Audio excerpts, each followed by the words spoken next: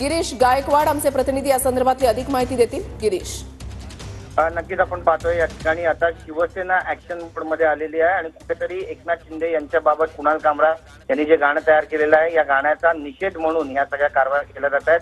खारच्या युनिकॉन्टिनेंटल हॉटेलमध्ये शिवसैनिकांची जे कार्यकर्ते ते सध्या पोहोचलेले आहेत आणि खुर्च्या त्या ठिकाणी तोडल्या जातात. सगळ्यात महत्वाचं म्हणजे ज्युबिटेड स्टुडिओ आहे. या स्टुडिओच्या आतमध्ये ज्यावेळी शो सुरू होता त्यावेळी या सगळ्या प्रेक्षकांना त्या ठिकाणाहून आधी उठून जा असं सांगण्यात आलं आणि त्यानंतर इथला जो सेट होता तो तोडण्यात आला, खुर्च्या सगळ्या फेकण्यात आला आणि यानंतर एकनाथ शिंदे यांची माफी मागावी कुणाल कामरा यांनी अशी मागणी सुद्धा या ठिकाणी करण्यात आलेली आहे. आणि खार वेस्ट मध्ये हा सगळा प्रकार सध्या घडलेला आहे. सर्व शिवसैनिक एकवटलेले आहेत आणि या सगळ्यांचे पडसाद जे आहेत ते आता मुंबईभर उमटताना सुद्धा पाहायला मिळते. कारण उद्या सकाळी 11 वाजता पुन्हा एकदा खार पोलीस ठाण्यामध्ये खारचे आणि बँड्राचे जे विभाग प्रमुख आहेत ते पोहोचणार आहेत. आपण पाहतोय दृश्यांमध्ये कुणाल सरमळकर सुद्धा आपल्याला त्या ठिकाणी दिसत आहेत, इतर शिवसैनिकही दिसत आहेत आणि या सगळ्यांच्या नेतृत्वामध्ये या त्याची लायकी काय ते सकाळी भोंगा कशा पद्धतीने एकंदरीत व्हिडिओ आमचे नेते माननीय एकनाथराव शिंदेजी यांच्यावर खालची पातळीवर ज्याने टीका केली असं कोणतरी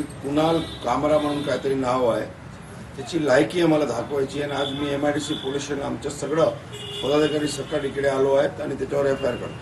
काय मागणी एकंदरीत त्याच्यात मागणी त्याच्यावर कारवाई झाली पाहिजे आणि त्यांनी 1-2 दिवसात शिंदे साहेबांची माफी मागावी पाहिजे.